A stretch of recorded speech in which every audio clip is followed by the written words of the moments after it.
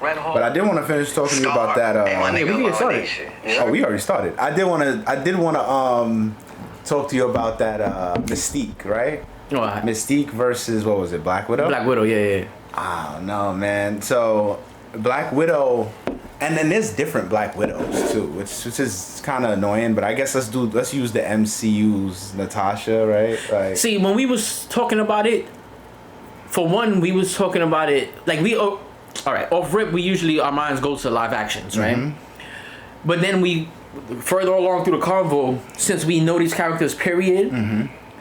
We end up going to like the whole just them as a character, right? Mm-hmm. So I guess that's why for me, when I was like, oh, nah, Mystique, but she gets their powers even on a watered down version. Then they put me on like, no, she doesn't. She just looks like them, right? 6'4" form. Yeah. So I'm like, all right, because the way they, I guess. Yeah, it's like movie ways it makes it seem pop out his claws. Exactly. So, and that was one of the ones we break up on a longer clip, like for the YouTube version. We speaking about the claws and everything. I'm like, it still was able to stab. Like it wasn't that it was adamantium, but she had claws though that worked. Like, But now my thing is with Mystique, a lot of people love bringing up the shape-shifting factor. Mm-hmm. But she's an assassin. She's also very highly trained. You know what I mean? In Weapon X, she's gone on missions where it's not just about stealth. She kills people too. I mean, it's a good fight. I think if it came down to like a good hand-to-hand fight, hand-to-hand, I ain't gonna front. Maybe Black Widow might edge her. Black Widow might edge her a little bit because Mystique is based more in stealth. That's how she is in the comics. She like her whole thing is like you said in the comics. She can't really use the powers. Mm-hmm. She uses it for stealth. She's like a espionage. Yeah. So she does like if she had to sneak in on Black Widow, she could definitely probably sneak in on her and kill her. And that's why it's a good debate because, for one, it's a odd matchup, right? Like you wouldn't think to face those two against each other. Because one's a mutant still and one's a regular. But they're not OP enough that you be like, damn, they can't fight each other. Her mutant ability can't kill. One thing that we said too in the clip in that little 1 minute clip or whatever, like I brought up the fact that, well, let's not get it twisted. Mystique could also really fight. Yeah. Like she's not a pushover either. Fight, it's not just like Black Widow will catch her and just break her up if they just. That's why I said maybe. And another thing that helps out, she's super agile. Yeah. Like her agility and agileness is ridiculous. So I'm like, that's a fight right there. That's why it's a hard fight. That's why I said maybe. You know, I didn't give a definitive. I think maybe she'll edge her, maybe. Yeah. But it is a fight. It's one of those things that are like, it's so close that no one's really wrong. Yeah. Nobody could, because they'll probably both. It depends on fighting. Yeah, like not only that, like one could probably fight. They'll fight. You know how they meet up. Mm-hmm. Like it'll be like one of those like, oh, you got it that time, I got it this time. It's not really. Yeah, it's not really. They're so close. In fighting like that. They'll just constantly be a rival to each other and just constantly one time I win, one time you win, one time I win, one time you win. I love what that's all that is. On my pod when we have those little, because those don't be planned. Like we were seeing that we was doing blind ranking, so that's something new we started doing on the pod. Nice. You know blind ranking, right? Well, I guess you just pull something out the hat, like who's your no, so I'll ask you, let's say if we was doing blanket ranking right now, I'll be like, yo, all right. So then I'll give you a category. So I'll be like, all right, the category is going to be, so you know, to minimize, like, what's the circumference of what characters you're talking about. Because if I just leave it, but I'll give you no category and just like blind rank these people, you don't know who's coming next. Okay. So that's the point of blind ranking. So I'll be like, all right, it's going to be 5 people. Mm-hmm. You got to try to rank these big people to the best of your abilities, but you don't know who's coming next. Okay. So once you lock somebody in, they're locked in. We can do it now. Let's do it. All right. So we'll do. Let's do. Yeah, because I don't know how to do it, but I'll definitely do it. All right. I'm gonna do. Let's do DCEU. Well, okay. Because you said you was liking the DCEU before it ended. No, I mean no, not really. Oh, not really. All right. No, I'm as you can see, I'm more of a. I'm just getting on. I don't really have. I'm a Marvel dude. I'm a big Marvel. I like DC. So look, I'm gonna do it like this. But my knowledge X-Men. is yes. They got enough characters. Yes. That you don't know who's gonna come next. Yes. So I'm gonna put X-Men characters, right? Yeah. I'm gonna think of 5. Mm-hmm. If you need help, you can look right over there. Oh, even better. Word. You can look right. Look. Like that's the thing. Let me show. This is my setup now, y'all. Like just so y'all know. Like that podcast haven't seen it, but you know, it's just I'm definitely more of a Marvel guy. So if you need to pick anyone, Yeah, I think that could help a little bit. I mean, ranking. It could be any Marvel character for me. I got 5 in my head, right? And that's good too to get the 5 premeditated, because you don't want to make it feel like to the audience or the person that you blind ranking. Do I have to pick 5? You doing it? No, I'm doing it for you. So, okay. but you want to have them premeditated, right? Like the person that's doing it, because you don't want it to seem like you're switching up on the fly on the person, right? Like trying to mess with them. Yeah, like oh, I don't like that you got this answer too right. Yeah, okay. That's really where they are number 1, but you got it right too quick. So okay. Let me switch it up and put somebody beastier than them, like so that this person could be wrong, right? Okay. Like, you know, like so I always try to write it down, right? So I got the 5 in my head.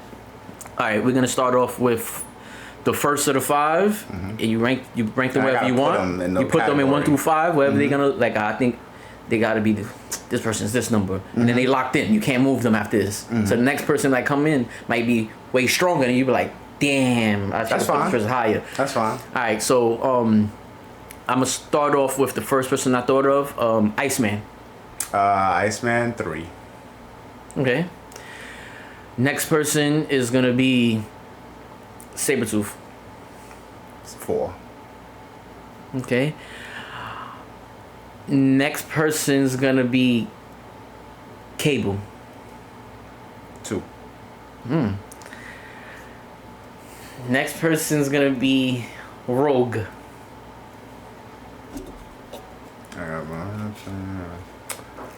Rogue. I'll put Rogue at 1. She brought Rogue up. I'll put Rogue at 1. Rogue is not a bad one. So now the last one isn't up to you because right, you left 1 slot available. 5, it's right? always there. It's only 5. So this last person falls in that slot. You left your 5th spot left. So the person in your 5th spot is Cyclops. Yeah, 5. He would be higher if I knew, but that's the thing with blind ranking. It's like damn, he would be higher. So then he would be definitely higher than Sabretooth should have been 5, and Cyclops could have been either 4 or 3. And then that's what we usually do afterwards. We'll ask like, all right, now that you know the 5, and you're looking at the list, how you would have re-ranked them, knowing these people. Yeah. So who would you put in first? Rogue still. Rogue still first. All right. So you got your Rogue. Your 1. Yeah, Rogue and Cable are still 1 and 2. Cyclops could be 3. Iceman's 4, and Sabretooth's 5. Okay, so you kind of switched 3 and 5. Yeah. 3 and 5 would have been switched. Yeah. So your 1, 2, and 4, you got them locked the way you was. You guessed them the way you would have did them. Yeah, Rogue 1, Cable 2. Well, I put Iceman 3. That's a funny play on words. Rogue 1. Yeah, Rogue 1, right? Yeah, that was that. I love Star that Wars. movie. Oh yeah, Rogue 1. That's I'm thinking funny. of that other movie. I fucking hated Rogue 1, but it is funny. Rogue would be 1 because you should know. I mean, Rogue out of all of them is kind of more OP. In the sense with her ability, I mean, she took down the whole fucking Avengers alone. No, she can solo a lot of people. I was arguing about Rogue recently in my pod. Like, yeah, Rogue's actually kind of on an Omega level mutant type base because she can absorb an Omega level mutant. She's different. You know what I mean? She is literally what Mystique wished she can be. She can take the power, literally. I'll show you a clip after this that we did recently that we was talking about. I just put it on TikTok, and now we was talking about who's the would be, like who. If they start in the X-Men and MCU right now, that's about to come, and you have to choose 5 people, like who would you choose to be the 5 X-Men? So start off with. So I ended up choosing Rogue in mine, and then my homeboy that I do it with, my co-host, he was like, I'm not like Rogue now. I'm like, she's mad intricate though to the X-Men at that. Like, so we ended up getting into debate about that. But she don't just got a nice butt. But what I noticed so I said it wrong. Your 1 and 2, you got them the way you would have. Yeah. 3, 4, and 5, you would have changed. Yeah, I would have changed those because Rogue 1 and Cable 2. Cable is very important to the X-Men universe, to mutants and all. He saves their life on a daily. But is he like? Is he more like slang term? Is he more beastier than? My opinion, I think Iceman is beastier than him. I think he could kill Iceman. Yeah. Yeah, Iceman does have his Omega level ice and all of that. He is very different. They definitely made him more stronger over the years. You know what I'm saying? But Cable literally deals with the past and the future. Okay. He can probably already see, like, he literally takes people out because he already knows Iceman. He probably already knows his weakness. All right, I see what you mean. That sense it gives him a Cable is very interesting. He literally saved all mutants. Him and Rachel. That's I think his niece or something like that. they're very important to saving humanity. But you probably got to watch X-Men '97 then, bro. Because I ain't gonna lie, I think that's who he came from the past, from the future with. Like they brought her in there. I ain't gonna lie, like it's a good ass show. Bro. I know it's the really premise good. of the show. Like the show, it's just I miss so with X-Men '97. Why I don't really enjoy it is because I don't really enjoy the 3D rendering. I miss art. I miss drawing. Nah, but they did. It just doesn't look. Well, you said you've seen the episode, so I can't even argue that. But it just doesn't look. It just doesn't give me. So here's my thing. Like they playing on the nostalgia. I kind of hate when they do that sometimes. Like they play on my nostalgia. I respect shows like X-Men Evolution and Wolverine and X-Men because they didn't do that. They just dead ass. Yeah, that was before that time. We don't need to play the nostalgia. Wolverine is my nostalgia. Period. Mm-hmm. I kind of wish they just did a new thing and didn't try and OD take the whole X-Men from back in the day thing. Like there's many stories they can do. But I would like to say they did it very good. Like. I know everybody loves it. I'm not saying it's a bad story. Widely considered probably better than any other season they ever made from back in the days too. Like this season is so good. Back in the day didn't really have like storylines that like they had like episodes and sometimes they would just be episodes of them fighting and stuff. Mm-hmm. Back in the day they didn't do like stuff how they do it now, where it's a big world builded story and that's what they're doing for the whole season 1 is focused on that. They didn't do all that. One episode would be Sinister maybe, and then they'll go to like the Sentinels, and that's kind of what I like though, because they're giving you everything out of the comics. Back in the day, they're literally taking everything out of the comics and they're putting it on the screen. But now, I mean, they're doing the same. They're taking stories.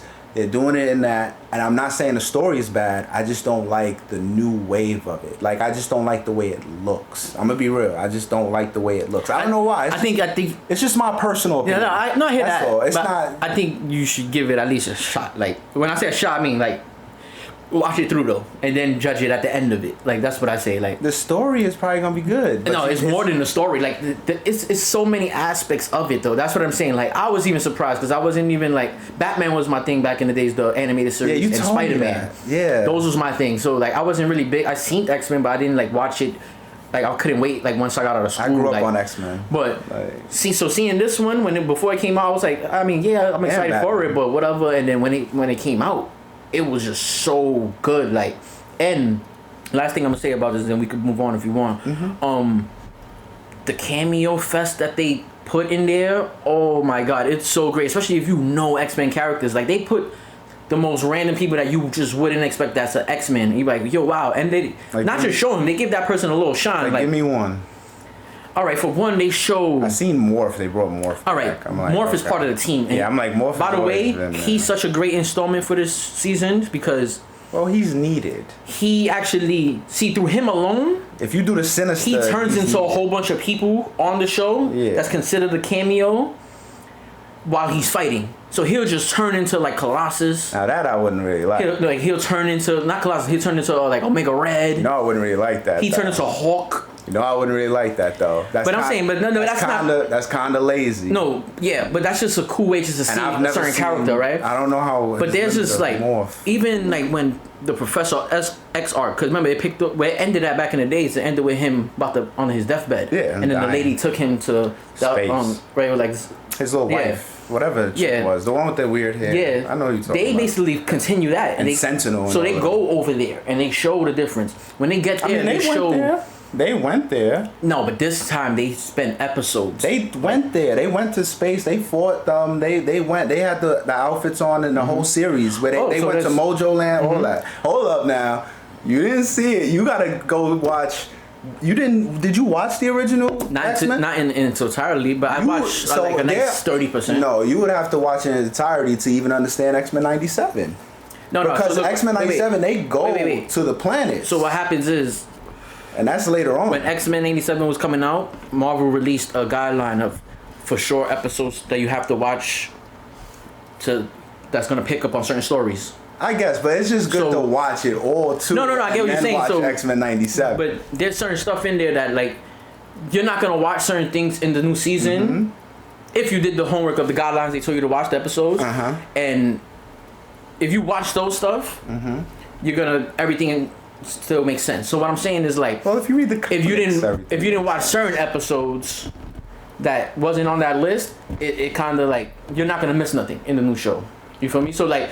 Yeah, maybe, because they literally had to make the X-Men 97 so that it's not like people who are watching it aren't everybody like me who watched all of X-Men. It's new people too, like my son. And, so they have to give you an understanding without making you watch the whole thing over. But did you know of the character Gladiator?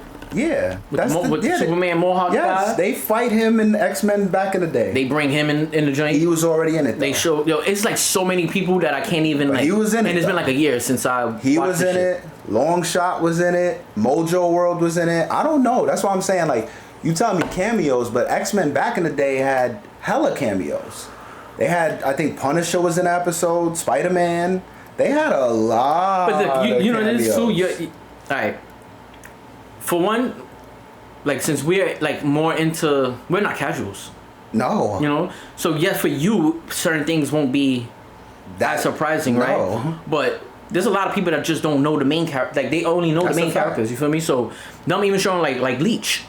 Yeah. Like that's cool. You feel me? But they had that too back in the day. They had the underworld. They had to get Storm from the Morlocks. Yeah. But so I'm just saying. I mean, all of that. Don't shoot it down, though. That's what I'm saying. No, I'm not shooting it down. But then people talk about it, and then they'll say like, "Oh, they have more cameos." But back in the day, they had cameos. So I'm not shooting it down. That's good though. That means that they're staying true to what they used to do. But I'm not shooting it down and saying, "Oh." And what I like that they did was they went into a more adult version because they know we all grew up. So it's like you see blood in there, like it's rated R in a sense. So I'm like, that's cool. I'm not saying the show is bad. I'm not telling anybody not to watch it. It's just a personal thing where it's like, it's hard on my eyes. Like really just like, I'm not saying it looks bad. I'm just saying the new wave of the way they do it, it just looks kind of weird to me. It's like when they did that fucking remake of the Rugrats on and they're 3D rendering. Nah, that's different though. But they look they're like OD animated. Like they're like OD like shell shaded in a sense. I hear your standpoint. And it just looks a little weird to me. And I'm not gonna front. I've seen a lot of clips because I like some of the fight scenes. I'm like, oh, that was cool. I'll never knock it. I'm not gonna tell nobody like, oh, that shit is whack. That's not what I'm saying. I'm just saying for me, it's just hard because I'm old school in a sense where I like that old school drawing, and they're kind of destroying that. They don't do that like that. My biggest like from it is that's all it is with me. The story is fire. I bet the story's fire. They continue. Now I'm gonna say my biggest like from it though is the way they show love to Cyclops in this whole season. Like well, he needed that. Yeah, but because they usually shelf him and stuff, especially the movies. And I feel like a lot of people. I always love Cyclops the most out of the X-Men, and in the movies they don't really show him do nothing. So seeing Cyclops in this light. He was acting like the way Steve Rogers was acting in the MCU. Like he was really that guy. Like he was. So the thing is, when you read the comics, Cyclops gets so much respect. Like from not like people who just really like watch a show will sit there and be like, oh, Cyclops is a loser or whatever. Like back in the day when Wolverine was punching him in his stomach and all of that and going for Jean and disrespecting him. Yeah, I understand all that, but when I was a kid, even as a kid, I loved Cyclops. Cyclops it has always been Captain America. That to me, my X-Men, that we respect even Wolverine, mad respect for Cyclops. Like, the thing is, they just didn't do that on the screen. They didn't do that as good on the screen, no. But in the comics, oh my fucking goodness. Even his fighting capabilities, like they didn't show that really even in the movies. They shelved him basically. Well, the movie, that's the thing. The movie casting him was fucking hard. Like he's literally wearing steel-toe boots or whatever. He's not. He's short. Like they didn't find a good guy. Like of course the main focus. I'm gonna be real. Was Wolverine, and because Hugh Jackman was like the biggest, in a sense, celebrity in that movie at the time. Like him and Halle Berry, yeah, but look, but they still listen to us. She's not a good Storm. She was not a good Storm. Hugh Jackman got the most praise out of all the movies, so that's why he got the most solos, and I never seen not one. I don't respect any of his solos. I hate Wolverine solos. But you never seen not one, or you don't? One. I don't respect them. Wolverine should not be PG-13. So Nah, but Logan was no, rated yeah, R. that one. That's not Wolverine. That's Old Man Logan. No, but it's the character Wolverine though. But technically, it's not. So it's not even supposed to be him. It's supposed to be. No, I mean that's Old Man Logan. No, what I'm saying is though, but like that's still. That's Hugh Jackman. But when they did Old Man, it's Logan, not like it's a different character. That's not. what I'm saying. That's not even correct though. Even that I had beef with because yeah, it was rated R. But y'all just taking Old Man Logan is a different Wolverine. That's not the same Wolverine that we see from the PG-13 ones. Yeah. So I feel like they did that a little bit on purpose too, because they still made Wolverine look like for kids. Why I couldn't just do a last Wolverine installment with him just still being Wolverine, I don't know. But they put Old Man Logan. Old Man Logan's from the future. He's from where he killed off all of his you know the story. That's Old Man Logan. Old Man Logan. So when they did that, I'm like, okay, that's cool, but that's not Wolverine. The PG-13 Wolverine that you got, that was for kids, and that pissed me off. Wolverine is only. So how about like Deadpool and Wolverine's version? That was amazing. That was Ryan Reynolds. That's why I have a lot of respect for Ryan Reynolds, and I love every Deadpool movie that came out. Even the second one, it wasn't the greatest. That's my favorite one. I loved it. I know it's not. I know it's the weakest one. Nah, the second one's fire. I loved that's it. my favorite. That's just what everybody says. You know what I'm saying? Yeah, people say that's the weakest one, but that's my favorite one. Like yeah, I love that one. I loved the way the dude that plays Thanos played Cable. Yeah, I loved his Cable. Mm-hmm. That toy right there always reminds me of it. Mm-hmm. Like I love it. So I love Deadpool because he stood on business. They kept trying to make Deadpool PG-13. He was not having it. He fired the first director from the first one because they were trying to do some funny shit. He went into Disney and said, if y'all even try and make me PG-13, I'm quitting. Straight up. So that's why they stand firm on Deadpool is still rated R. They were trying to do a lot of funny shit. He was standing on business. He wanted Hugh Jackman back. He wanted to give him a yellow suit. These are things that we should have had when I was a kid. When I was growing up, after X-Men and he went into his solo life, when he's on X-Men, he is a PG-13 character. He respects the group. He tries to play by them. He doesn't kill. He doesn't OD. But when he's solo, he's fucking slicing niggas and dicing niggas. Yeah, that's a fact. That's a fact. That's simple. When he's on the Avengers in the comics and Spidey's all, hey, Wolvie, you should be good. Like, we shouldn't be killing. He's like, fuck out of here. Like, I know y'all do that. And then Elektra comes and she's like, yo, Wolverine, I need you. And Spidey's like, whoa, whoa, whoa. Like, where you going? Wolverine's like, I'm gonna this is fun. No, it's not even fun. It's just, this is adult business. Yeah. Like, y'all, what y'all do, y'all stop the criminals. And this is why I have a big respect for Vigilante and like Punisher. They're mostly on my top 5. They get rid of them. I like that. I know there's certain criminals that come back and all that, but the whole problem after a while is when people die, how long are you gonna let these criminals just like the Joker and the Batman shit? It gets tiring. Mm-hmm. That's why they had to do a story where he broke his neck for Superman. You know what I'm saying? Even though everybody hates it, oh, this person doesn't kill. But we get older, and these comics were made for us. After a while, they're gonna get in a sense of like, this can't just keep happening. Yeah, it gotta be more realistic, more mature. Yes, and that's why I have such a big amount of respect for Zack Snyder's Superman. The DCEU, I don't really like that. It didn't do well. They could have did better. But his Man of Steel was amazing. It portrays a real life Superman, somebody who, like, you think if we had a god out here flying around, because yes, that's what we portrayed him as in the movie, a god. If somebody like that came down today, we would look at that as a god. Yeah. And he's fucking fighting another god. Shit's gonna happen. Yeah. And then you got fucking gods or whatever coming from space trying to terraform the earth. Everybody was like, that was an emo Superman. That was dark. Brother. Nah, that's my favorite Superman. Brother, come on. And then they love this new one. I have no problem with David Cornswet. I think he's actually a good Superman. I don't like James Gunn's direction on how he's playing Superman. David Cornswet and James Gunn actually had a little tiny argument. They have it. I seen the clip. I seen the clip. It was a good clip. Yeah, because David's like, what you're telling me makes no sense. You still making Superman sound unsure and weak. And that's what James Gunn wanted. Mm-hmm. And it's like, bro, y'all are bugging, bro. Oh, yeah. Y'all are bugging out. Superman is a man of justice, a man for... Everybody's doing this thing now where they keep saying, Superman's always been dorky. Get the... dorky? Yes, you can say Superman has always had a sense of humor. He's always been a little funny. Spider-Man is dorky. Spider-Man cuts ass every time he fights. Superman doesn't do that. Superman is very stoic. He is a symbol of what? America. Mm-hmm. Would they want a dorky person as a symbol of America? No. That's not what they went for when Yes, he has little quips. He says funny things, but it's always like, hey guys, it's always like that lame soldier Captain America thing. Mm-hmm.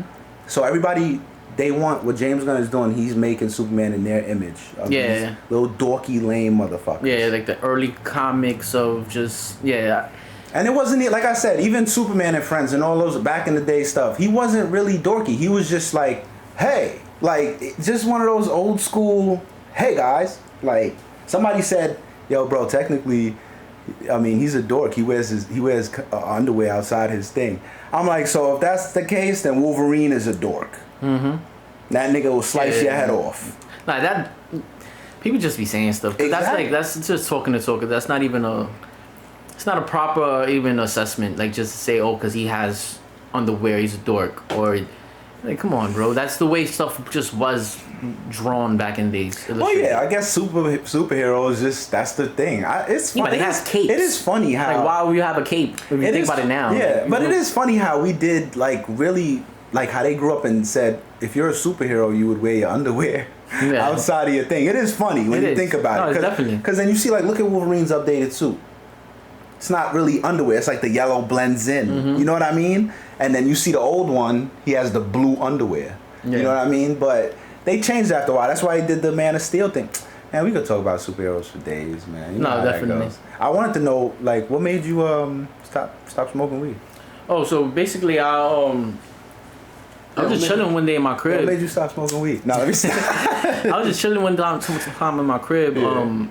Usually break night like usual, so it's probably like around 5 in the morning. Oh, that sound like me. So we getting ready to go to sleep. Like, we not in no rush, but you know, it's talking about you and Shorty. Yeah, so me and my girl. So it's like towards the end of the night for us, and then you know, we was smoking regular stuff and chilling and shit, and then probably like we wasn't even smoking while it happened, but I just called it an OD severe anxiety attack, right? Oh. And it wasn't my first one ever.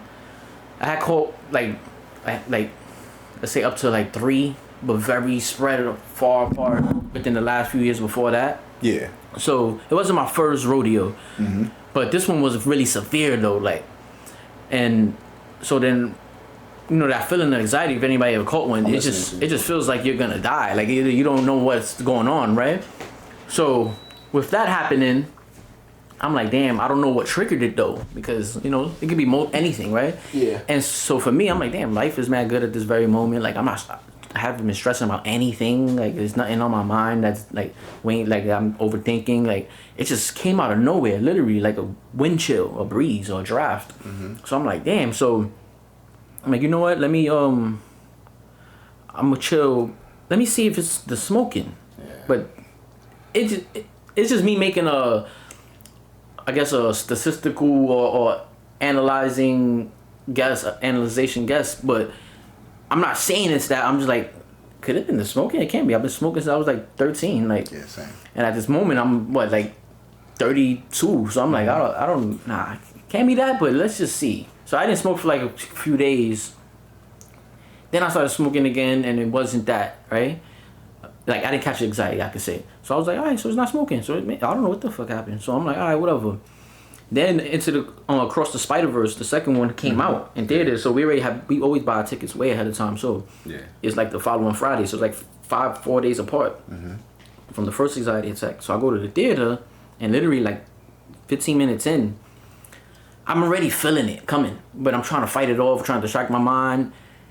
And the more I'm trying to do that, the more I'm thinking of it. So it just hit a point where I just couldn't.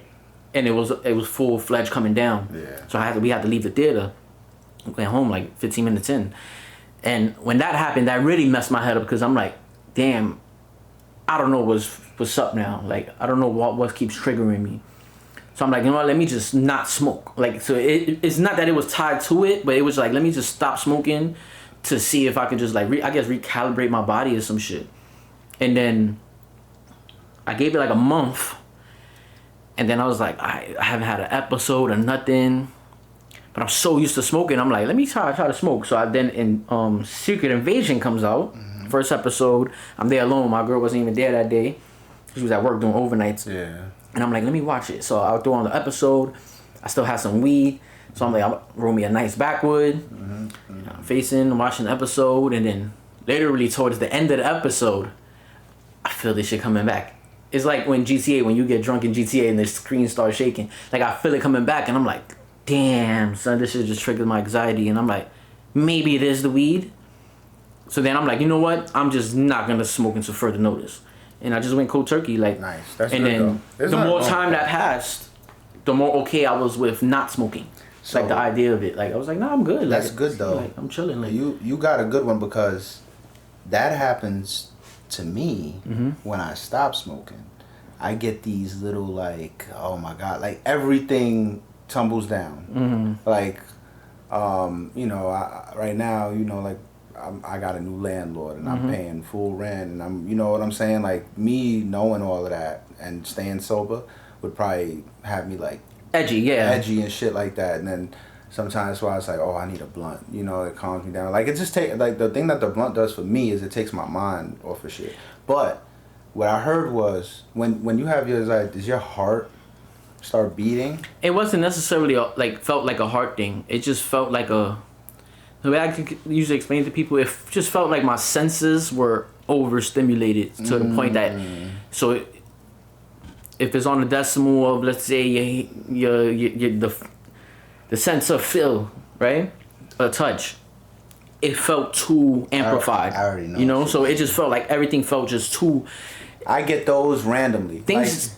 Sorry to cut you off. Things just felt too real. Like, everything felt too real. Like, and that's weird to say, because, like, what do you mean things feel too real? Like, shit is real. But that was the stimulation that I felt. It felt like, wow, I'm really in this bitch. Like, I'm really alive. Like, feels like your body's outside. Yeah, like, I just felt too alive. Like, it just feels weird. So for me, it wasn't really a heart thing. It was just an overall a feeling of the sense. That. It's like when you could feel your lining around you. You could just feel, you know what I mean? Like, you're like, it's the consciousness and all that. It's like, yo, I'm really here. Like, they show the body. And it's like everything to your senses. It's like a spidey sense, right? Yeah, like, technically. So you just felt it. Like, it just felt OD. Yeah, it just felt so amplified. Because you know, you could have those. Like, you could have those walking down the street. You'd be like, what the hell? Yeah, and then it'll stop. See, these shits lasted for a strong 7 minutes. Like, and I'm like, oh shit! Like, the first time it happened within this new spurt, like, I went in the tub. It was just letting the water hit me, and then it's not going away. Try to put my head to the window. Usually that worked back in the days, but it didn't work this time. I'm like, damn, I just gotta ride this out. It's like a little storm. Like, let it pass over, and then that's all it was. But so for me, like, I just, like, you know what? I just stopped smoking completely, and then the more, like I said, the more time that passed, the more okay I was and used to, like, no, this is good. Like, I don't even have urges no more to smoke. That's good. You feel me? I'm like, I don't. So being around people that smoking nothing, that shit don't bother me. Like, I roll up for my girl every day. Like, you feel me? Like, I roll up for her. She smokes. Man, you do. I mean, I don't know how that works, but you do the vape. Because I'm so used to smoking. So what I learned was, it's not. I guess at a point of smoking for so long, it wasn't about getting high no more. It was the sensation of inhaling. That's not bad though, is it? No, this is very bad. Oh. Like, as far as, like, for you? Yeah. No, this is like. Don't they have some that are like water vapes that are like not so much, because it's nicotine? Yeah, but I bought this thing one time. They had an ad for it on one of the podcasts I be watching, and they was selling. They was like, the way they was selling the item, talking about it. The guy was like, "No, yeah, it's super great. Help people get over smoking. Da, da, da. It has nothing in it. It's an air filter, basically, with different little flavor bars you put in them sticks, and then you just inhale, and you're not inhaling no vapor." So there's no smoke going in you or nothing. Only thing so what it's doing is the little stick of flavor, you're pulling, and then air's coming through, and then while it passes through the flavor stick, and then when you inhale it, you taste whatever flavor that is. So it's just your air. It's like you going. Just a flavor. It's like you going like this, but if you put a fucking a flavor circle right around your mouth, and you just breathe in. That's all it was. So when I bought it and I tried it, it wasn't. I'm so used to smoking. Yeah. Like, pause, the thickness of smoke itself. You good. Yeah. The thickness of smoke itself was just. That's what I'm used to. So me inhaling air, like, what am I doing here? Like, it just seemed like this is mad redundant. You feel me? Because some people, I'm sure it worked. They said they got statistics of people that use that brand that it works for, and they got. I want. But for me, it wasn't it. So I went right back to vapes. I want to slow down. Yeah, I feel you. If it's not, I'm just so used to smoking. I remember when I tried the oil, to see if I could slow down and just use the pens, those little pen things, and them shits were annoying. I just love. Yeah, I grew up. I love smoke. Like the thing is, I remember when I tried to get into cigarettes. When my son was first born, I was like, oh, I'm stressed. I need a fucking cig. Them shits. That's why I went through a phase with cigs. I was about to get a job in they fucked me up in Mount Sinai Hospital. Mm-hmm. Somebody was plugging me in, and so I had to have clean urine. But the urine test wasn't for like 3 months. Mm-hmm. So I had time, and you only really need like a strong month to get clean if you go cold turkey.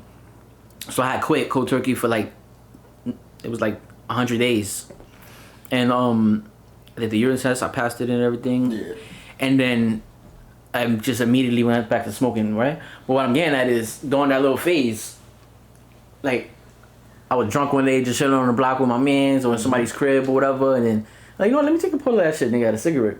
I took a pull of it. I always been super against cigarettes too. Yeah, me too. But taking that first pull, it doesn't taste how it smells. It's actually the opposite. Like, if you don't smoke cigarettes, you smell cigarettes, this kind of smells disgusting to you. Like, get that shit away from me.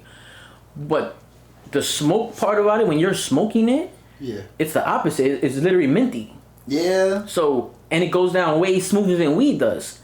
So I'm like, yo, no lie, this is not bad. So it started like that. I was taking like that. I don't know. I was taking pulls, and then I started buying my own loose. Cause weed, the one thing I've been smoking damn near all my life, and the one thing it barely does that cigarettes. The reason why I was able to stop so easy and I only smoked for a little while, cause smoking them, they fucked my stomach up. They would fuck my stomach up. OD. I used to be like, oh my god, like it'll just make me throw up sometimes. It was just too much. I'm like, nah, this ain't for me. This ain't for me. Nah, I got addicted quick. I see, like, it got to a point, like, towards the end. Yeah. Like, literally, like, my last week of smoking them. Yeah. I caught myself buying a pack. And I was like, oh shit. Like, I bought a pack, like, once or twice. Yeah. And I was like, oh, I'm in too deep. Yeah, because I knew used to get them from, like, you know, I'll be with the homie that has a pack. Yeah, and I'm like, yo, buzz me down. Or, yo, he like, nigga, just take your own loose. Or then I started buying my own loose, right? Look, 3 for $2 and shit like that. And then towards the last week, I remember buying a pack or two, and I was like, yeah, I'm in too deep. But for me, I got strong will, so I always did cold turkey with things. So yeah. As soon as I pissed in that cup, and I came home that day, nigga, I bought me a nice piff blunt, rolled that shit in a Dutch, and I just substituted the two.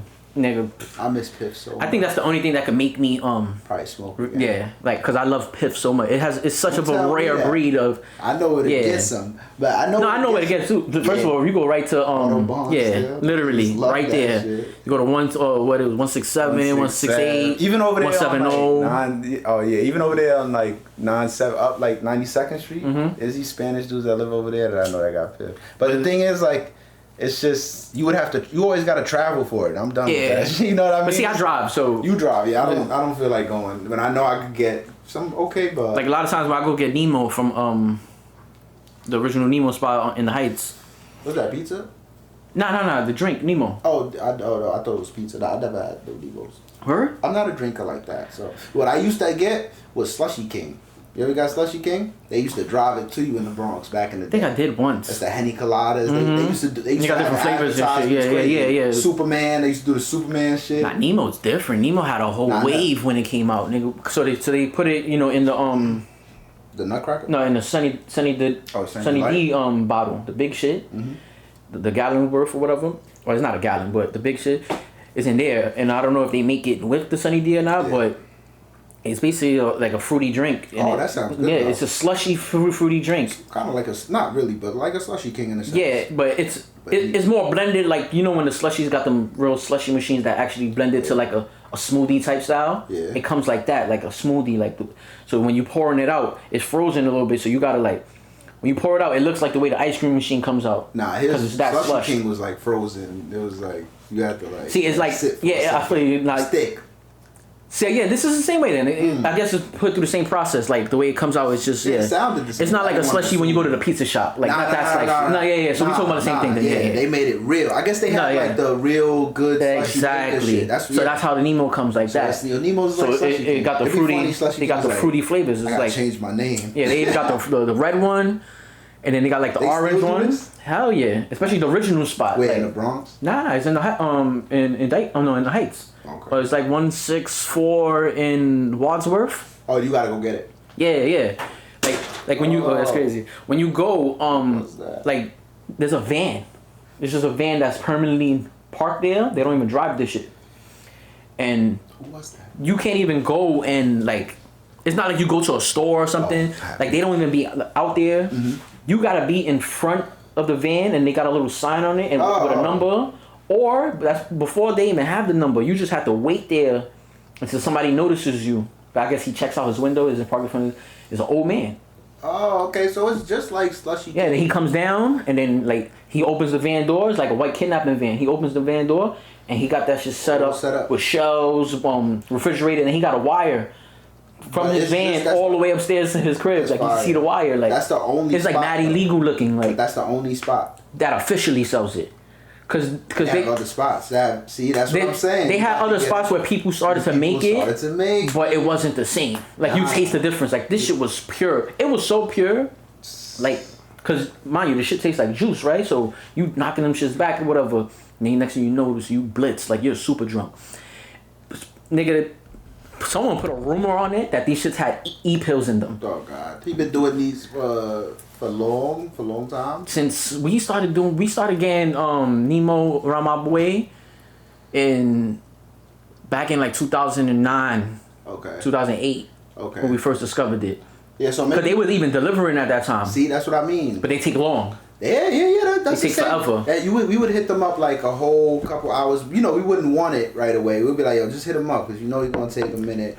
Yeah, same thing with Slushy King. That's why I'm like, Now they don't. It'd be hilarious. They don't deliver, but they still got the same spot and the same original natives that make it. So you just go up there, you go I to the haven't van. been there in a minute, but I wonder if he's still around the Bronx, the same spot. I'm pretty sure. Pretty sure you type that shit on Instagram, it'll pop up. Like, yeah, right. Slushy King. I haven't typed it in a minute. I used to love that shit. Nemo but- Maga, and that shit's like $30 for the big shit. Mm-hmm. It's like you buying a bottle. Actually, a little cheaper than buying a bottle. Mm-hmm. Buy like 2 of them shits, and then That y'all shit get you right. Depending on how many people you with, you're drunk. Like Yeah. You know who that was that fell? You see if you know your characters. So I'm gonna test you. No, you can pick him up if you need to see him. Know who that is? come on. This is the bro. We just talked about him on my latest clip. The Black Bolt. Right? No, No? it's not Black Bolt. No. Oh, this is this Bullseye? Who? Bullseye? No. Man. Oh wait. No, I don't know. This is throwing me off in the logo. Mm-hmm. Sun Cosmic. That's Havoc. Oh, alright. That's Cyclone Brooklyn. Yeah. That's he has different outfits too. That was a different yeah. outfit. That's a different outfit from a comic. Definitely But- failed that test. Nah, that's fine.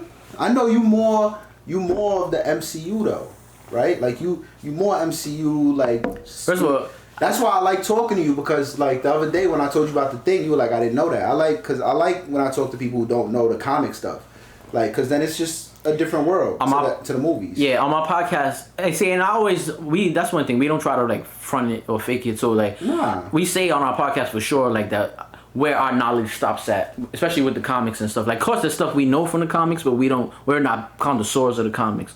This has to be this has to be the same nigga. This has to be. I just looked it up. This shit came up, but I could have sworn. Maybe I thought it was called Slushy King. That's Nemo's. It says Nemo's. Nah, but see, that's Nemo City. Oh, see, this could be because he used to take pictures like so this in his car. So Nemo, when they came out, that was the name of the drink, right? So when people started selling it, they would call it Nemo something, Nemo this, Nemo that, because Nemo is the drink. Women. It's like saying coladas. Yeah. You feel me? So Women that's the drink. boy. But nah, the regular Nemo guy, there's no name. He just sells Nemo. Like he just has the Nemo. Like, Women drink. Look. mind you, he's an old man, like a really old ass man. Look. I just want you to see how women drink. Like already, somebody I know follows. You know, it's like there's always a female. It's like them chicks be drinking, boy. I'm pretty sure I can show you a picture of it on my Facebook. If I go to it, find a picture of something with the Nemo bottle, how it looked. But yeah, Nemo is just, that shit is different, bro. That shit is. I wanted to ask you something. I'm trying to remember. I think I wrote it down, so I didn't forget.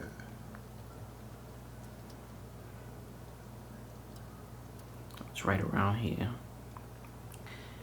See, this is Nemo. Sometimes they might put it in a different bottle, but that's the way Nemo looked, right? So Oh, okay. See, this one they had like they was doing different shit with different colors now. I never saw that. But I never had that before. That shit like it's in one of those like orange juice jugs or something. Yeah, but usually they put it straight in one of those bottles. They put it in the Sunny D. They put it in the Sunny D joint, but yeah, maybe like he want to put it like ran out of the Sunny D bottles, so he put it in something different. But for the most part, Nemo, it comes in the Sunny D bottle and shit. Yeah. But yeah. How much time we have left? What's the duration we're at? Yeah, see, this is when you could be like, check. You need like an editor. I gotta get up. We are 50 minutes. That's funny too, because yesterday when I did the pod, I got up. I'm like, let me check. It was at 50 minutes. Oh, I'm like, you can talk a little 20 more minutes. Yeah, that's what I was thinking in my head. We can do like 20 more. But I wanted to ask you, because I was gonna show you this clip anyway, of Sukihana, because every time I see her, I think about it, and then I want to ask if you knew about it. You know about Sukihana. I know her, but I don't know like too much. Like I just know like that she does music. I know who she is. I could identify her if I see her. Yeah, of course. I don't really know her songs or anything. Like I don't know. Yeah. That's perfect. Like I remember she was on Cam and May's podcast. That was a funny ass episode when she was on. Yeah, she also, she's a wild one, boy. Don't type in Sukihana XXX. No, yeah, that's funny because you know we can't. They bringing up shit like that, like, but they bringing up the funny jokes. Like, I know y'all seen that clip. Yeah, the clip, her sucking whole dick. No, I'm saying like the clip from Cam and Mace when they was like the questions they was asking. But I bet you they didn't ask about the time when she dead was talking about her selling her soul. Yeah, because you know what? That's something you don't. No, I guess if you're cool enough with somebody, you ask them that. No, see, as a podcaster, nowadays podcasters are technically like journalists. We want the hard hitting questions. Yeah. But you don't have to if you don't want to make them feel uncomfortable. That's the thing. But that's the thing. Like that's the thing. That's not a problem. But that's why I said I bet you they didn't bring it up. They're not gonna bring it up. No, nobody ever brings it up. But I always like to bring it up because a lot of people in the hood just don't know about it, and I just want people to know about it, like how the industry is and what she became. She didn't want to be that person. She became this like. So what's the backstory behind that situation? So the sad thing is like. Everything comes at a cost nowadays. This is why I'd rather. Remember, I wanted to be an actor. I've gotten fucking offers from PAs. I've been on set. I've been on. Yeah, remember you told me that. Yeah, bro, they'd be like, oh, I could, no. Like you would have to technically selling your soul isn't just like going into a ritual. It's like giving up your booty hole. Giving up a part of yourself that you wouldn't normally do. No, yeah, that's outrageous. And Sukihana literally like explains that because she's a good rapper or whatever, right? Like at the time, and this was back in the day. She knew she could rap. She was doing all this stuff, but yet they kept wanting her to be a slut. They wanted her to be this, that, and third, who she really wasn't trying to be. And she was saying it like, I don't want to be that. Like, let me just show you the video. Sukihana talks about selling her soul. And it was like, this isn't no interview. Like, this is dead ass her on her own camera. Like, talking, like, this was when she was young. I apologize and I'm sorry for what I'm about to say, but as far as this music stuff, I won't be doing this music stuff anymore. I started this because this was my dream. And, I wanted to make sure I could get me and my kids out the hood. It's always been my passion to rap. A while ago, I had signed a contract and I didn't know nothing about the business or this game out here. And just like me, I'm realizing that I signed my soul. I sold my soul to the devil. I signed myself to the devil. I don't even own myself no more. I sold my soul to the motherfucking devil, and I done prayed. I prayed and I prayed and I prayed. It's just like I don't know if God can get me out of this, And then you see who she is now. It's kind of sad. It's very sad. Because that's what she had to do to make it, in a sense. Like, she had to become who she is now. I know y'all love me. I know y'all believe in me, but... Like, she doesn't even talk how she talks. She be crazy. Back then, and I lost passion. I don't even believe that... I don't even believe in myself no more because of what I did. I did not know the game was like this. And I'm just ready to go back to school. And this is why I get mad sometimes at like podcasters like Cameron and all of them, because what she's doing in a sense she doesn't really want to do. Cam, even like he was to my opinion, we all grew up on Cam. He was a mediocre rapper who literally made it because, like all rappers, they was degrading the hood. And every that's how every rap. I know it's the game, but these are the stories they don't talk about and try and change in that game. Mm-hmm. You understand? So all of these YNs, they become YNs because they think they'll make it into the game. Mm-hmm. And that's what destroys the communities, the youth, and everything, bro. This is what I like to show people, or like to, so people know, like, this shit is deep. It's not just when you see movies like Harvey Weinstein, all that allegation, Me Too shit. It's not just that. It's a lot. It's the whole movement. It's why Diddy couldn't even get really locked up on a RICO charge, because if he did, he would have to take down the big dogs in the industry that actually, you know, all them white dudes, all them dudes that he worked under. They would have to go down because a RICO charge is multiple people. It's not just one person. So these people do this shit in the game, bro. The game is... But even, like, you know, it's funny watching this clip right now and hearing what she's saying, whatever, and it's very broad what she's saying. And it's also, I think, kind of like bad word choosing, because she's coming out and saying, oh, I sold my soul to the devil, I don't even think God can help me get out of this. But from what you was telling me, it wasn't a ritual thing. No, it's not like a satanic thing. It's a contract. She's using it metaphorically, saying, I sold my soul to the devil. But she's also, like, if you see through it, what she said in the beginning was, oh, I signed a contract and I didn't really know the business, So you're saying two kind of totally separate things, but the way it's coming across of the naked ear, it sounds like you're saying you sold your soul, like literally, like blood on the ink type shit. And no, it's not that. What you're saying was you was bad at the. No, you have to. You're bad at the business. No, you was uneducated on the business end, and you signed a bad contract. And now you know you're stuck. Stuck meaning financially in a point where it's gonna be super hard for you to come out of to pay your requirements. You know, of what you have to do to get out of that contract. That's so different from how she comes across saying, oh, I sold my soul to the devil. Mm-hmm. She's metaphorically saying the people I signed the contract they're devils for what they did, the contract they made me sign, right? But and also at the end of the day, that's no one's fault but your own, because you don't know how to read. I know you're thirsty, and it's funny. This is how I'm gonna tell you something else, right? This is how thirsty people be, right? For when they want to do something, that they willing to ignore what they don't know because they just they want something so bad, right? And that's where people end up in bad contracts and shit. And then now you're stuck in a spot that you can never become, your dream can never come to fruition because the contract's not set up that way. It's set up for you could be in debt with these people, right? Forever. And I'm gonna tell you this. So I don't know if I would tell you that I do music, right? So I've been doing music since I was also like 13, whatever. Around 2010, my brother got a lawsuit and he bought me my own studio, right? So I have my own studio.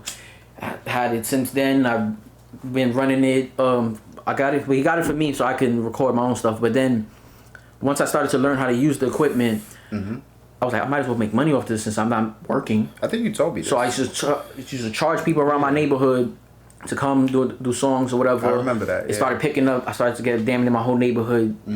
Over 20 people used to come, from YNs to older guys. Everybody was coming, right? And any age in between. And then it became so good, like my mixing got better and everything, my engineering, that I ended up recording people from other projects near my, I live in the South Bronx, so there's a whole bunch of projects around your projects or whatever. So other people started coming from other projects. My clientele started to grow, so it came to a point where it started to become like a full-time job.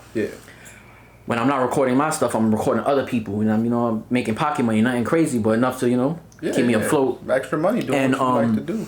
So I was doing that for a while, but I got tired of recording other people for multiple reasons. People unprofessional, people just not to my liking of standard. Since I do music also, I'm so passionate of it. I take it so serious. Working on my craft, making sure you just get better, not just recording a lot. Man, your name is still on it, right? You're the engineer. Yeah, shit like that, but I just got tired of recording other people because I'm so passionate, and it was so tiresome of just recording people for hours on end, and it's just like, the money I'm making for this is not worth the hours I'm spending doing it for people. And I know it's my pricing. I'm the one putting the price on it, but I'm also realistic as an artist. Since I am an artist, I know I don't want to charge people more than this though, because I know it's hard out here to get studio time. You feel me? So you got a dream, a passion. You want to record multiple songs, but you only got enough money to do one song because they're charging $50 an hour. Yeah. It's ridiculous. You feel me? So I was charging people like $20 a track, not even by the duration, by the hour. Long story short, what I'm getting at with all this is, I never stopped doing music to this day. Like I put out multiple mixtapes. Like at this point, I got like 36 mixtapes. I put out a few mixtapes a year, EPs, all that. I put them up now on Apple Music, all streaming stuff, Spotify, iHeartRadio, Pandora, YouTube. It goes on. I go on United Masters. You gotta send me that. And then they so when I upload stuff on United Masters, they're my distribution. It distributes to every streaming platform simultaneously at once, right? You get people able to buy the record. You're able to just keep listening. If you know, listening the way listening works, streaming works. You get a certain amount of streams. You accumulate dollars. So fast forward to this year. So the last tape I released was in December, or it was December. So I checked my United Masters app and I got money sitting there. So I'm like, what the fuck? I never have money in here. I don't usually generate like that much like streams to make like any type of real money or whatever. Yeah. But I had like, when I checked it, I had like $175 in there. Okay. I'm like, oh shit. So I'm like, what's doing this? So it was one song out of my recent tape. Tape only had 5 songs on it. It was an EP. One of them was like, the numbers was ridiculous. Like usually my numbers are like at 300 per song streams. This one had when I checked it, it had like 185,000 streams. Nice. That one song. So I'm like, what the fuck? Nice. You know, the app works that you can check the analytics, see where it's getting played at. It's telling me what's the demographics of the age group, all that. It's great. So I started monitoring it. So every month it does an update, and the numbers, whatever, the money numbers will jump. But every week it'll show you how much listeners you getting just per week to week. So what I was noticing, once I discovered that was the numbers already, every 7 days when the numbers were fresh, it was doing 15,000 every week streams. The same song, 15,000, another 15,000, another 15,000. So each month I would check, and when the money would refresh, my money was doubling. So then it was like 350. Nice. Then I check it the next month, it's at 400. Nice. And I check it this month that just passed, it's at 685. Nice. Right? So now like in 2 days, it's gonna, so every like the 10th or the 12th, it jumps again. That's dope. I'm gonna check again and see what it's doing. So just to show you, this is on everywhere though. But most of my streams are coming from Spotify, because they'll show you exactly where, right? So look, in the last 28 days, what number did I say? 59.5K. Yeah, see what I mean? It's up 11% from the last month, right? Right. So I'll go to Insight. Nice. That's where my numbers is at, right? So then I'll check at the top song. That's the song that's doing it. In the last 7 days, it did 16,000. So it's up 1,000 from the 15 it usually does per week. That's just last 7 days. A little snippet of that. You go to 28. Oh my God. So now it's at, remember I told you it was at 185. It's at 366,000 streams. What is it, a beat? Nah, but it's a song. You know, I do music. So I rap and I do melodies, you know, with auto-tune sometimes and stuff. It's funny because this specific song, when I laid it, it didn't come out how I wanted in my head, right? Well, wait. And I almost didn't. Can you play a little I'm gonna play a little clip. And I almost didn't put it on my mixtape because I'm here with you. I'm like, damn, this is usually like, I make better songs than this, and this didn't come out how I want it. Well, to your liking. Right, exactly, right? So I'm like, it's good that you released it though. I'm like, always release. So I still put it on my tape anyway, and then it so happened to be that's the song that did the numbers. It's always like that. It's not the song that. It's always like that. Literally, like if I got over 36 mixtapes, and so if you want to put that in songs, I probably got over 1,500 songs, 1,000 songs that I didn't put on my tape that I put out regularly, and this song that's doing these numbers, I can confidently say in front of a music A&R or record label meeting and say this song is not even in the top 100 of the best songs I ever did. I'm talking about like just quality wise, taking myself out of the artist and be like, if I wasn't me and judging the songs, the song is not even in my top 100 of best songs I made. Like it's not that good. Honestly, I can say that.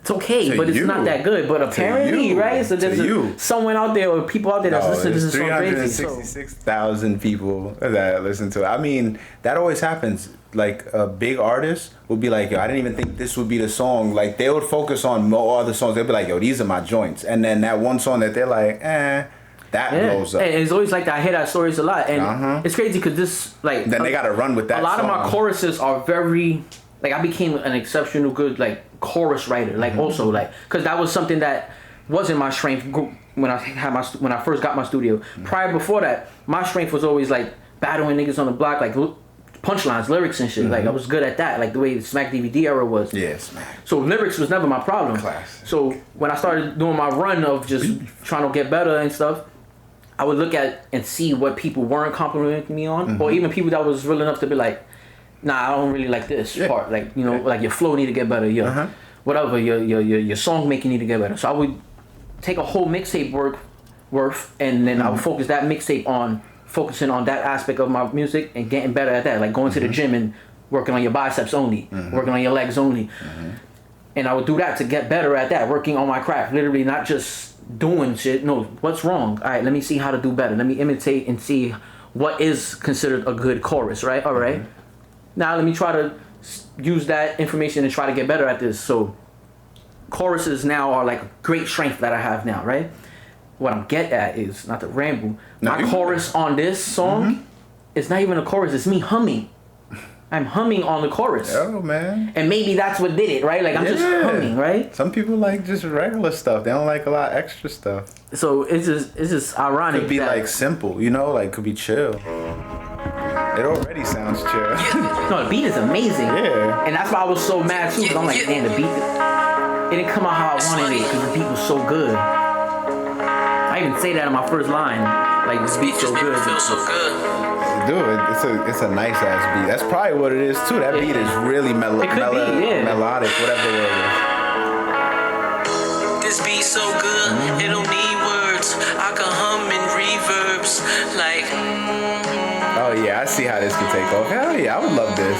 Like I would love this song right here. Yeah, the song is fire, and it sounds like a song that's already been established in the game. No funny shit. Really like that, and I ain't going right back if she ain't pretty.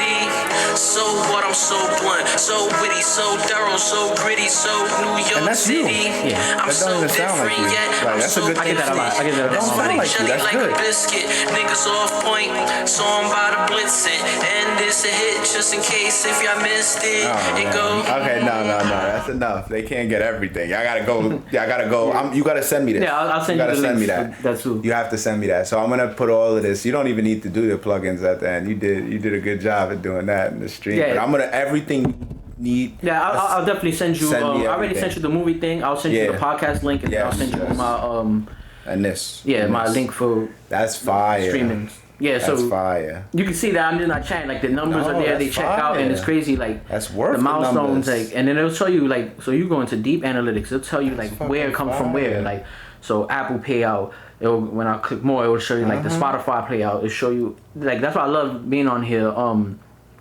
Even going for top tracks, right? I'll click on it, see, and it'll show you like the demographics of where. So this is straight Spotify, well, taking out Spotify, taking away Apple Music, taking away, or now just YouTube. Now take away the other two, and then I'll even do this. This is an app that generates, like that shows everything, or this is. Yeah, this is one app. So this is a platform for you can put, once you get a subscription with them, I pay $60 a year, and then I get, since I'm on a premium subscription, I have unlimited of what I can do on here. So I could, so in my royalties, I get 100% of my royalties. I get 100% of everything, right? And then so basically you upload your music to here, you make sure your artwork's good, whatever. You have to put writer's credit to whoever's on the song with you or not. So you got to put your real name and stuff. I'll put like Ruben, whatever, and then Can you send me once this? you upload this, once you upload a song on here, it sends it to all streaming platforms simultaneously. So like you go on Pandora and then like my shit might pop up on a what is called DSP, that's those like playlists that's on streaming sites, like that's just like a mashup of hip hop, right? It'll be, and then your shit might end up on there. Like that's fine. Like one time somebody hit me up from my man. He had moved to Colorado. He was like Denver. He was like, yo, bro, no lie, this is you. He sent me a screenshot. It was my song playing. Yeah. I'm like, yeah. He like, bro, I'm on iHeartRadio right now, and your shit is on here. What? That's dope. Yeah, so it's stuff like that of how like it just ends up on. Like I was just and on shuffle of like. Will let you know that and give you your money for it and everything. Exactly. Because there's probably a lot of artists that iHeartRadio is that thing that's set worldwide, right? Like it blasts through everything. Yeah. But that's funny because they'll take your stuff without you even knowing. And this. So your audience. Wow. Who's where at? How many people listen? So this last 7 days. 442 streamers. That's dope. Listen to me. Los Angeles, New York, second, 225. Houston, Chicago, Dallas, San Antonio, Bay Area, Orlando, Phoenix, Sacramento. And it'll show you all the numbers. Washington, Philly, Denver, Miami. And it'll show you everything. Like, the demographics is really crazy. Like, so if you look, I was getting basically no streams up until recently. And then it took a huge spike. That's fire. Yeah, then in the last 7 days, now then it'll show you like that, or 28 days or whatever, and the ups and downs. Yeah, do that. Like it does that. Like, but the reason I even brought all this up though, so I told you I noticed the song doing that, whatever. Yeah. That was like in the end of May, and then so last month I got an email from United Masters, and they hit me up and they like, yo, hey, hello, we listen to your music. I'm a such and such director at up in United Masters headquarters. We basically we want to invite you to our partner tier. It's something new we just launched or whatever. So I'm like, I don't even know how real that. But it says United Masters. I get the emails from them. I see their email when I click on it. I'm like, all right, well, I'm still weary about it. So I look into it on Google. What's the partner tier for United Masters? It's basically something new that they just launched. I think like in March, and basically the only way to become a part of is the partner tier. They have to personally hand select you and invite you. You can't sign up for it, you can't pay for that. They have to hit you up and whatever. So I'm like, all right. Fast forward, so I end up setting up a Zoom call. That's what she wanted to do.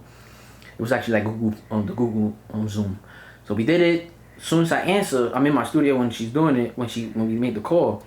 And she's it's a lady pops up and she's like in an oldie professional setting in an office. You see like the glass windows and the desk and everything, like she's dressed properly and she starts, I'm like, oh shit, this shit is real. So she starts explaining everything to me with like what the partner tier does for people. So basically what it does is they have connections as being United Masters. So United Masters is now it's like basically their own label in a way, but they just distribute. It's distributions. Okay. So, with a record label deal, you get money up front and for a certain amount of albums, whatever. And that's why people are like, yo, I got signed for $1 million. I got signed for this. But that's really your budget. You gotta pay that back once you recoup. People don't know that. So, but a distribution deal works as in y'all partnering with each other, and then they use their connections and plugs to distribute your music and get it played and exposed in certain pockets that you probably wouldn't be accessible to, because they actually have contracts with these people.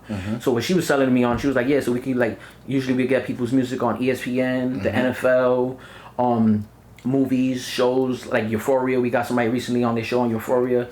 That person got paid like just $10,000, $15,000 just so their song being played on one episode. She was like, I seen other people that we help and get paid anywhere from $50,000 to $100,000 on bigger connections, as in the NFL, ESPN, and stuff like that. We get it in video games, like 2K, stuff like that. Yeah, because it'd be random people you never heard. Yeah, so like we could even push it to like DSPs. That was the playlist I was telling you online for these platforms. She was like, we do all that. We basically try to help you get exposed as much as possible. And if you get paid, if we send them a batch, so we'll send the ESPN or the NFL, let's say, we'll send them a batch of like 15 songs. They go through them, they might choose 1, 2, maybe a couple more than that they want to use. If your song's one of the ones that they choose that they want to use, you get a check for that. Alright. So the contract we want to send you is it's 80-20. 80 in your favor, you get 80%, we'll get 20. So think about it, if that's 15,000, I'm getting what, 12,000 out of that, they'll get 3,000, which is not a bad split, because record labels don't do that. Record labels do. You get 20, we get 80, 20, right? Like, and if 20 is still crazy, you might get 7%, right? So it's like that. So United Masters grew in the last few years of being, I think like Steve Stout was the one that like don't sound bad. Steve Stout was the one that runs it or something, but they basically wanted to create a platform that's in favor of the artists. That they could push artists and they get their worth of what they're putting in, So that's why they so willing to take the lesser and using their connections to make sure like, we can really get you out here. So after she explained everything to me, she was like, all right, after we've done, I'm gonna send a contract to you, a distribution contract to your email, go over it and let me know if you wanna sign it and give us a shot. And see what we could do. So I'm like, all right. So then I looked into lawyers, see whatever first. Smart. And then it hit me that I met some guy literally like a year and a half before that, 2 years ago, that he through a mutual friend. The guy was an A&R for throughout his time in the music industry for like Sony, Epic, different places. Like he done bounced around. And me meeting with him wasn't for him to try to sign me or get me signed to anything. It was just that person that knew both of us knew that this guy has a professional ear and insight in the business, and he trusted him. Like he's a really good dude. So he was like, I wanted to just link y'all so he can hear your stuff to see like and give you feedback in person. You know, to give you a breakdown. So like, I do dope. So I went to Brooklyn. We did that. Long story short, I stood in contact with this guy, built a rapport with him, and so then it hit me like I should hit him up. Like I really trust his word. This is a wise guy. Like he really knows what he's like. I can tell he knows what he's talking about. And even you just get that aura of somebody when you meet them, that enough conversation that this person's not a fraud in their own life. Like they just like a stand-up person. Like so I hit him up, asked him. He gave me insight. He like saying it's forwarded to me. Send me the contract. I sent it to him. He read it. He hit me back up like 2 days later. He was like, yo, listen, I read it, but I want to go over it one more time. I want to read it again. So are you free later for a call? I'm like, yeah, cool. He calls me later. That's dope. He want to go over it with you. No, he wanted to just for on his own end. He wanted to give it a double read to make sure there's nothing like he missed in it. Yeah. So I read it once, but I want to read it one more time so I could thoroughly like go through everything, dissect everything too. So we ended up speaking. He told me the pros and the cons of it. It was way more pros than cons. Because mind you, I want this to work. I want this. I want to hear yes. I want to hear yes. Good, but I'm smart enough to know that you smart if he tells me, nah, nigga, look, this is not good. This is really trying to get you at. Then I would have never did it. You know. So once he gave me his blessings and everything, right before we hung up the phone, he's like, yo, by the way, I don't think I tell you, congrats on just getting acknowledged. Me being in this game for 20 years. A lot of people don't even get acknowledged by a higher ranking in the system, so you got acknowledged. Congrats on that. Facts. Like when the lady was speaking to me on Zoom, she told me like, yeah, you got selected over 1.4 million people. Hell yes, man. On our platform. Like we have 1.4 million people that submit stuff to us, and and we go through their music. You was ahead of 1.4 million people. I was like, shit, that's crazy odds. That's a lot of people that I say I'm in front of. Further, you see I'm in front of 78 people. I'm like, that's a good enough. That's high. Yeah. But you see I'm in front of 1.4 million people. That's wow. Like, and then you telling me you handpicked me, like you went through my stuff. Very good. You might have been monitoring me. Sounds very good, but I hope. I hope something good comes from it. Yeah. But it all just depends on now what we do with it. You feel me? Like what. I gotta send them songs so they could. First of all, songs I already have on there, I have to now send it to them to license it. Like, all right, this song that's on here, these are the songs that I already have on your platform. License these. So once they license it, we now come into a 9-month agreement, leasing agreement on that song particularly. So now they're working that song. Okay. So that they know what songs to work. They're not just gonna go through my profile and be like, what song we want to choose. I got the first interview just in case. Oh no, of course. You called me, so because that's fine. So yeah, what I heard alone, like I just said, it sounds like something like Juice World. You know what I mean? Just sounds like it's been in the game already. And that's so different from everything else I do, you know. And I figured that. It sounds like you just like if you just went with that beat because you loved it. And you was like, I'm just trying to do something to it. I'm just going to do something real chill. I love this beat. I'm just going to chill on this. Yeah. And sometimes when you just let your mind go and you just, that's when people just like stuff like that. And I'm not saying your other work. You know what I mean? That will be brought out more. That would see. You know what I mean? I wouldn't shy away from it because I'm seeing what it's doing, just because I feel like I don't like it, right? So what I'll use this as is let people like me, and then maybe they want to press play on the next track. Yeah. And then they could like stuff that I like, right? That's how I ended up liking. That's all cool for me because either way, it's still me. It's still my material. I would not put it out if I thought it was horrible. Yeah. If you thought it was bad, then I would have never put it out. I worked too hard for that. But I was like, nah, it's decent. It just wasn't what I intended in my head. So I was like, all right, cool, whatever. It's not a bad song. It's just not compared to other shit that I know for sure. We'll be like, nah, see, this is this, so this is that. Like, but it's cool though. That's to you. That's also that. That's the realistic part. That's why you got to look at it. Like, this is how I think. Sometimes I fuck myself up because I'm like, I don't want to post this on TikTok or something. I think it's gonna do bad. And then I'm just like, you know what, fuck it. I'm just gonna post it. Like, and it does pretty good. And it's like, oh shit. You like the way you look at stuff. Yeah. Don't second guess yourself. Take the chance on something. You know, even if it's at the end of the day, you're already still in a what you only could go up from there, from Yeah. where in the position we be at, coming from where we come from. So what's the chances you're really taking? What you think somebody can hear this and be like, oh, this person's whack now? Yeah, nope. Nah, you got if you got enough work that you can prove otherwise. And what does it matter if one person feels like that? Whatever the case, like it's cool. One out of First of all, the everybody's not gonna like you. Everybody don't like Drake right now, bro. Nah, so whatever. He did bro. most feats you can do. So. And I love Drake music. So, you know, I don't like Drake like that as a person, but I always sit here and be like, he's very talented. You know, his music is dope. I like some of his hits. But of course, it's like who you are too. But you don't gotta worry about that. You more on some like, you just do your music, have fun. And you actually got some eyes on you, so that's, hopefully it works out. They're not trying to fuck you, but that also proved both of our points. Unless you no, my fault. Last thing I was gonna say is the reason I even brought all this up. I didn't want to make it like, oh god, I did. Like, the reason I brought this up is because it was ironic that she say that. Because I'm glad I was able to bring this out of you. I didn't know any of this. Look how much I made 30-something mixtapes consistently in the last 10, 12 years. 7 mixtapes a year, 6, 5, 4, numerous numbers of mixtapes. That's 10 tracks, sometimes 5, 12, 14. Like. It don't stop, like, and the reason I say this is because that means, like, that by least shows that I really want this, right? Yeah. As much as I really want this, I didn't let that cloud my judgment of signing something that right away. No, I had to get it. You didn't just read by someone with more knowledge than me. You didn't just give your soul away. Exactly. So and that's the thing. I'm not saying she's like So sometimes people just really do it to themselves. Like I know you want something so bad, but not every situation and that's is the what best situation for you. But that's why I like bringing it up too, because to try and somebody could be listening and they could be in that mindset of like, yo, I'll take anything right now. You never know. It could be somebody like you who maybe got a contract in his face, and you never know. But at the end of the day, I'm glad you brought that up. I'm glad I showed you this. Yeah. Because I don't know how I would have got that. I didn't know you were doing music. I knew you had the studio thing. You told me that. I didn't know all of this was jumping off. I didn't know. Nah, yeah. It even from like in the Bro Life movie, that's the link I sent you. Like, I'm doing like 80% of the soundtrack on there. Like when you hear a lot of songs on there, like You told me that. Because it's me and my man. Like it's his idea. He wanted to do the movie, and then he seen how much I was. Oh wait, working this with. is new. No, the one that you showed me back in the day. We released that in 2015. Yeah. So 10 years ago. You told me. Yeah, but that's dope. This is while I'm also doing mad mixtapes and shit still. Nah. So he's like, so he like, yo, he knew how passionate he wanted to do the movie. Yeah. But he needed someone that was able to match his passion, his drive to make it happen. You know. So so in his head, he's seeing how much I'm working with the music. He's like, all right, if you could give that energy to this also. Then I know we can make this movie come out. Yeah. So he made me the co-star. So he's the protagonist, I'm the antagonist. He's the main character, I'm the villain of this shit. I'm the one he's beefing with. And so while we doing that, I'm still doing my music thing. So I'm like, we gonna need a soundtrack for this. Yeah. So I'm like, yo.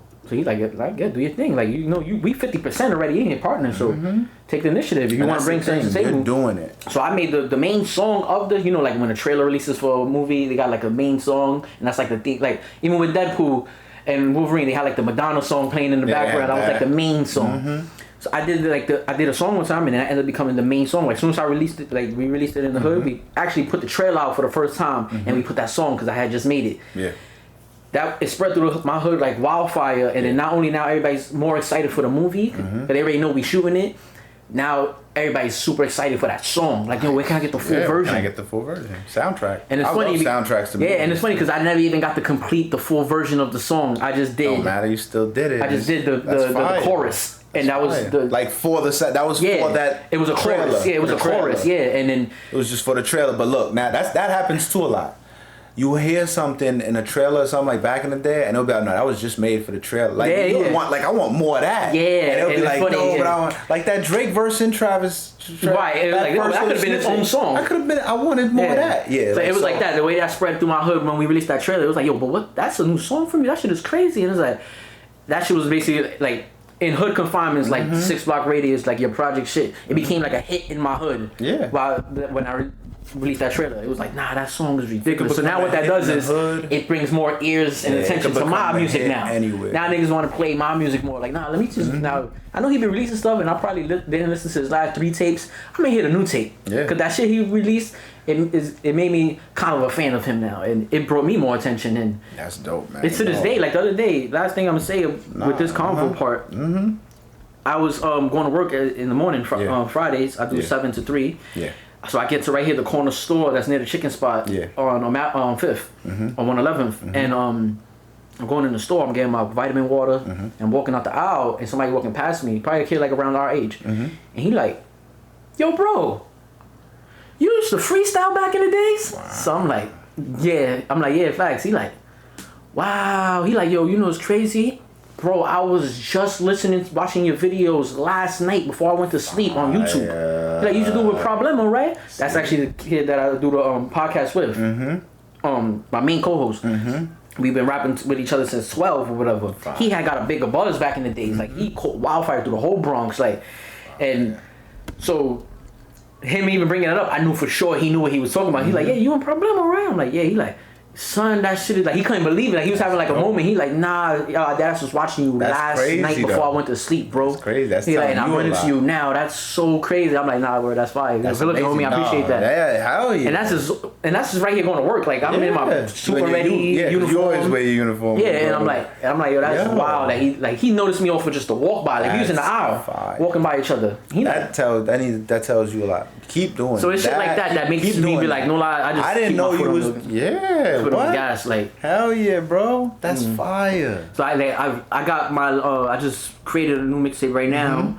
It's funny, I was creating it in the process, so when they hit me up, United Masters or whatever, like, we want to do the distribution deal with you, I was already like 60% done with my tape. Nice. So I'm like, oh, this is perfect timing for so now going into this new situation, I have brand new work material to give them and be like, yo, license this also, we could push this. Is my newest tape right now, you feel me? This is where I'm currently at right now. This is great, like, this is good shit. So right now my tape is now 90% done. I got 2 verses to do left, that's it. Like, so every song is recorded since I got my own studio.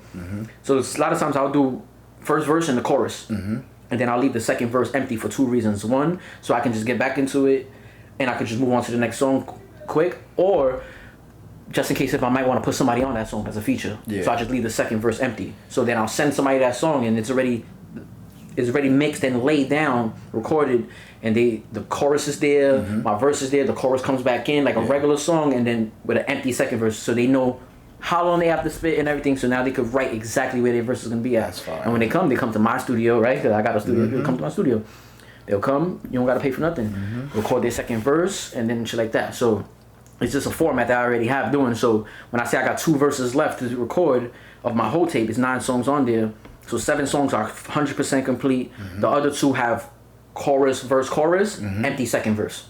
So I just gotta write those second verses and record them. Fire. And it makes it easy that I got my own studio, that I don't have to. Yeah, that's the other thing. Go nowhere. So I just amazing. do it right there. And I've been mixing now for 15 years, so my mixing became exceptionally good for me not being an engineer. Like, keep it up, yo. If you do music videos, you need an actor, let me know. no, definitely no. Yeah, it's funny. I think next year I want to do this plan because I got so much material, but I lack music videos. So me having great cameras now and stuff, I think next year I'm gonna go into making lesser music just throughout that 1 year. Yeah.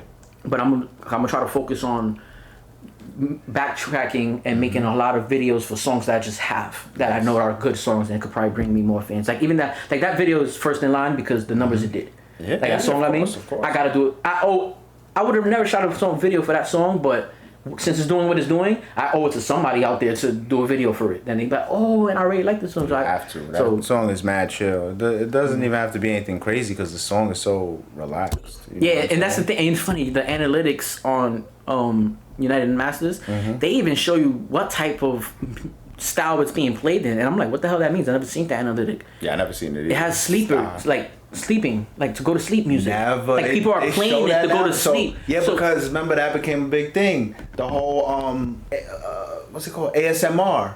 Like ASMR. Yes. You can't, because the melody is so relaxing. Yeah, the melody is so relaxing, bro. Sleeping music.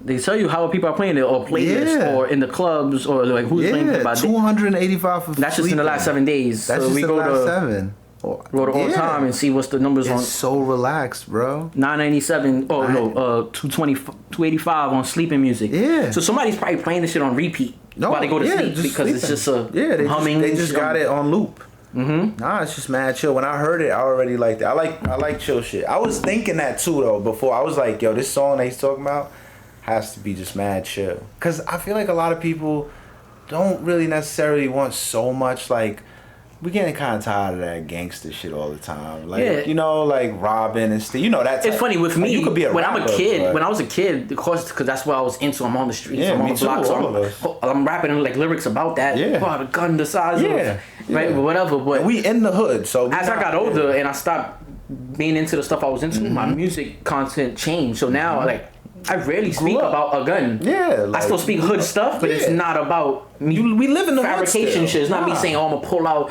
don't gotta do all a that. street sweeper and hit you with 100 Yeah, rounds." yeah, It's like, none of that. Now I'll say something more realistic, and it's just like because that's my life now. You know? Yes, that's why I like rappers. Like that's why I love like Childish Gambino. You know what I mean? Like certain rappers. I don't know if he's hood, but you know what I mean? Like No, it's the character, the essence. You can tell this person comes from a background of that. But their yeah. music not reflecting that because that's not who they are. Yes. So yes, and yes, yes. you guys That's- appreciate people more when you feel they're a real human. It's like no, like this person Exactly. is someone I relate I don't to. need to. I don't need to. This ain't the '90s, 2000s where everything needs to be scary. Like basically everybody loved Yeah, that. like, My brother loved all that when the Method Man was bugging.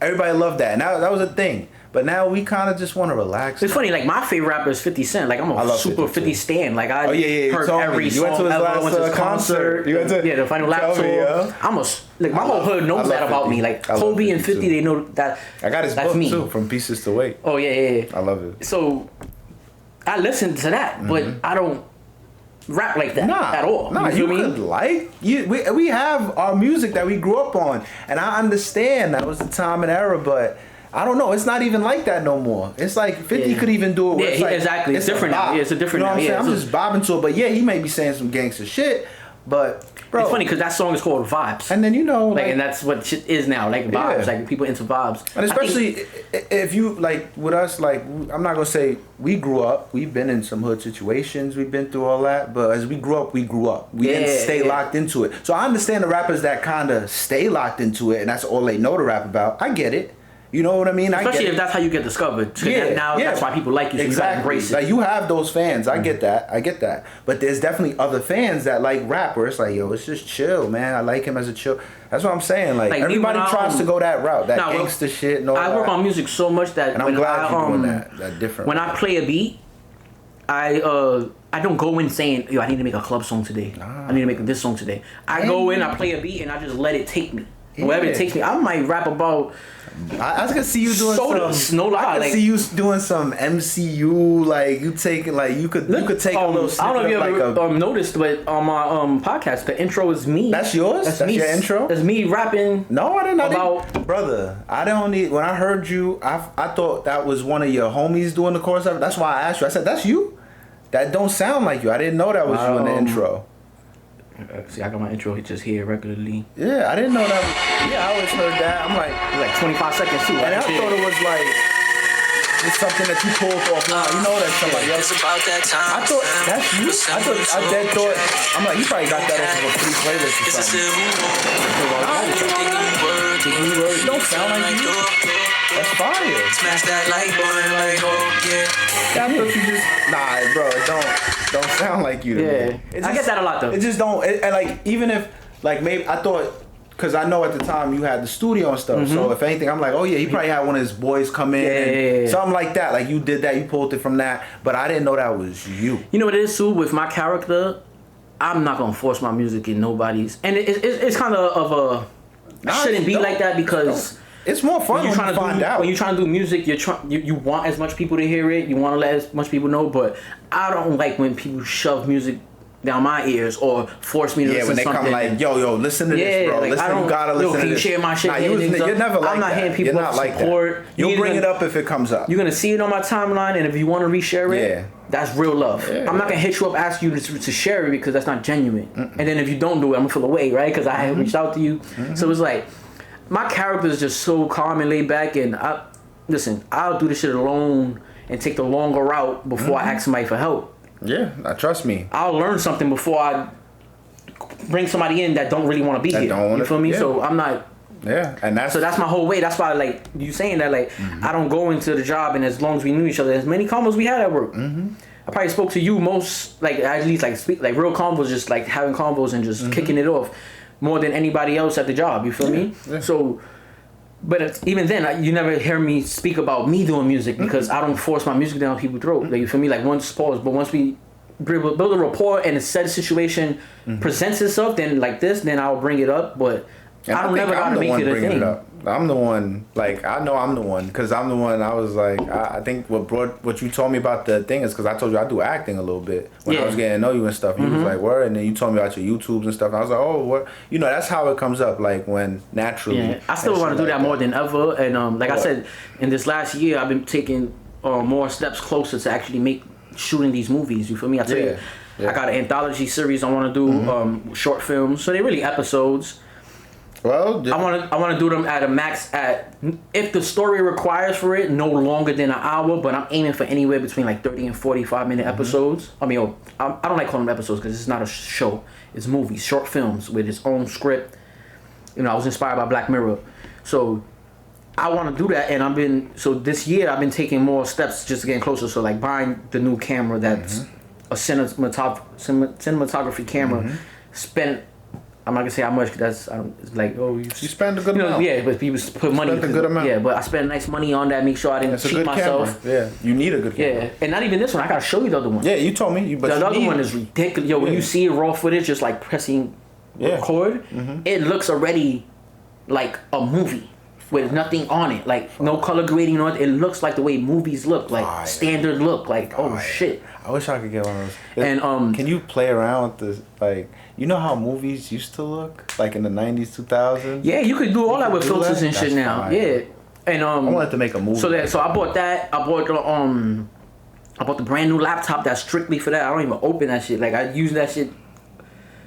I used it only to turn it on to start. If I could download the editing software on it, and then add all of my like my logo that I got for the movies that I made. Basically the production company is gonna be my little test 2 clips that I made.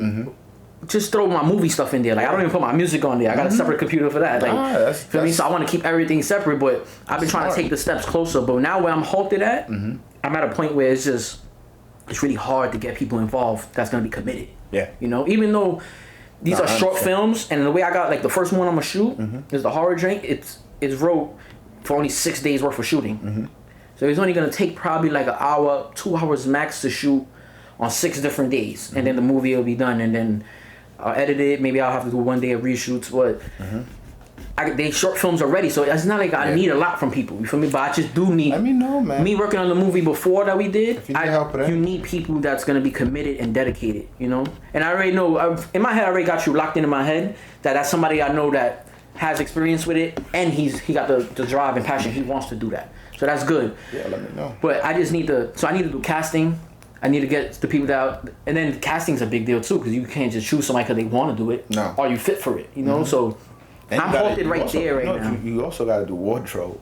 I know. So that's not something else I have to pay for. Nah. And after this, we'll talk a little more too. We'll talk a little more after this, because I want to show you something too. But yeah, because it's a lot that goes into it. Like you said, you need passionate people. Like, I was thinking about putting up like an ad, either near a school. Nah, there's a site. There's people that, like, you know, they got like film class and stuff. So like, there's actors or even directors. Because I can use anything at this point. There is a site for that, I heard. So yeah, I was thinking about that, but I was thinking both ways though. Like, not just do one or the other. I was thinking do that, put out an ad near somewhere, and then also put an ad online. And let's say, like, even on Facebook, you could type in underground actors or inspiring actors and actresses, and they'll have groups that, you know, forums, and then like Marvel does or whatever. So I looked at a couple of those, and I was like, all right, when I'm fully ready, I'm gonna post in there to see the people I can get, and then who knows what we can, you know, because now you got people that's really trying to be that. Yeah. So now that's more experience than your man's on your block. Yeah. You know, homeboy around the corner or something, shorty down the street. So I was like, all right, that's a smarter way to do that. One of the guys that shoots one of my videos, he's a fucking great video director. I came up with an idea that I want to come to him with a proposition. I want to hire him. I'm willing to pay up to, I mean, me not really having a budget, but being my own budget, I know what I'm willing to spend. I want to offer him at least like $1,000 just for 6 days worth of shooting. He don't got to use his camera. We're gonna use my camera since I got this new camera. He don't got to edit it neither. I know how to edit everything. I know how I want the movie to come out. He's just using his directorial mind, and eye, and ears to bring it to life. It's you a feel lot. me? It's a lot. So I want to pay him for that, and then also be a fly on the wall. So now moving forward, I could start doing it too. You know? And you can study from him. Yeah. Because it's a lot. You got to learn cinematography now. I just learned doing music. Yeah, exactly. Cinematography. And I got a little experience of doing that one movie, but we did that straight winging everything. Yeah. We didn't have a script. It We was wasn't straight bad, winging it. But you know, like, you want to do it professionally. Now we know. You want to do it. What not to do and what to do. So now I don't want to rush into it, and then it comes out half-assed because I bypass certain things that I knew I should have gave more attention to. And you're doing it really good. You're doing it really good. I think, we hit enough. Yeah, no, I would say I need to cook too.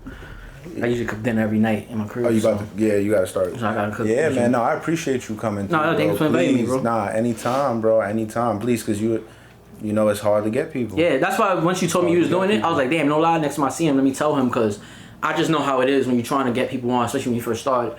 And you know, and anything I try not to be annoying with it. Exactly, I know how it is. So I was like, let me just let him know, extend that. You feel me? Yeah, I know how that shit goes a long way, bro. Yeah, because that's it's all. content. You feel me? And I've been I tried to promise a weekly, and I even tried to do a solo one, and I looked at it, I'm like, I can't put this out. Yeah, maybe that's the thing. See how you making me feel? Yeah. I should put it out. Maybe it's but then it's like, oh my god. Every now and then I'll come back too. You feel me? Just let me know, bro. But now we're gonna talk more. But Ruben, thank you so much, bro. Yo, thank you so much. Definitely, bro.